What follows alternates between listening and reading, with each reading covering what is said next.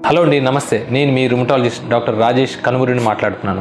చాలా మంది rheumatology patient నా దగ్గరకు వచ్చినప్పుడు ఒక్కొక్కసారి అనిపిస్తూ ఉంటుంది, ఈ పేషెంట్ మొదట్లో వచ్చినట్టయితే ఇంకా బాగుండేదేమో అని. ఎందుకంటున్నానంటే ఈ రుమటాలజీ సమస్యలు కేవలం కీళ్ళ దగ్గరే కాదండి, ఊపిరితిత్తులు ఇన్వాల్వ్ అవ్వచ్చు, కిడ్నీ ఇన్వాల్వ్ అవ్వచ్చు, లేకపోతే హార్ట్ ఇన్వాల్వ్ అవ్వచ్చు, ఒక్కొక్కసారి నరాలు కూడా ఇన్వాల్వ్ అవ్వచ్చు. అలాంటప్పుడు వీళ్ళకి తొలి దశలోనే కనుక గుర్తుపట్టినట్లయితే మనం వాళ్ళకి మంచి వైద్యాన్ని ఇచ్చిన వాళ్ళం అవుతాం కదా. అలాంటప్పుడు మన పేషెంట్లకి ఎటువంటి జబ్బులు ఏ అవయవాల మీద ఇబ్బంది పెడతాయి అనేది తెలియాలి. కామన్ గా ఉండేది రుమటాయిడ్ ఆర్థరైటిస్ అండి. రుమటాలజీలో రుమటాయిడ్ ఆర్థరైటిస్ అంటే చాలా మందికి ఈ కీళ్ళ నొప్పులు వస్తూ ఉంటాయి, పొద్దున్న లేవగానే నొప్పులు అంటూ ఉంటారు. సహజం, దాంట్లో వాళ్ళకి ఆర్ఏ ఫ్యాక్టర్ అనేది పాజిటివ్ ఉంటుంది. వాళ్ళందరికీ రుమటాయిడ్ ఆర్థరైటిస్ అనేది మనం డయాగ్నోసిస్ పెట్టడం జరుగుతూ ఉంటుంది. కానీ వీళ్ళకి వీటి వల్ల వచ్చే అనర్థాలు తెలియకపోవటం వల్ల వీళ్ళు ఆ మందుల్ని అడపాదడపా వేస్తూ, ఆ స్టెరాయిడ్ బిళ్ళని అప్పుడప్పుడు వేస్తూ ఆ నొప్పులు తగ్గిపోయాయి కదా అని వాళ్ళు పెద్దగా పట్టించుకోరు. దానివల్ల ఏమవుతుందంటే, ఒక చిన్న ఎగ్జాంపుల్ చెప్తాను.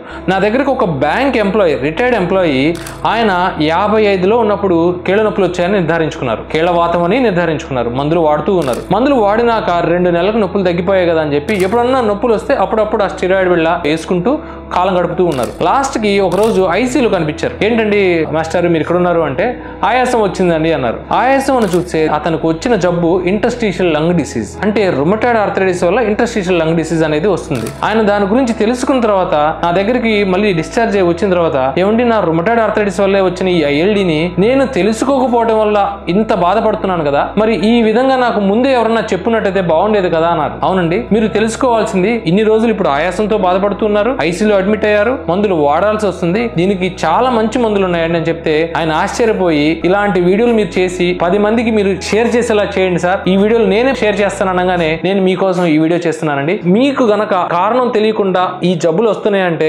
ఖచ్చితంగా అది వాత సమస్య కాదా అని నిర్ధారించుకోవడానికి మీరు రుమటాలజీ దగ్గరికి వెళ్ళి అది ఎటువంటి వాతం నిర్ధారించుకుని కరెక్ట్ అయిన మందులు వాడితే మీ అవయవం డ్యామేజ్ అవ్వకుండా ఉంటుంది. మంచిగా మందులు వాడుకుని తొందరగా రికవరీ అవుతారు మీరు.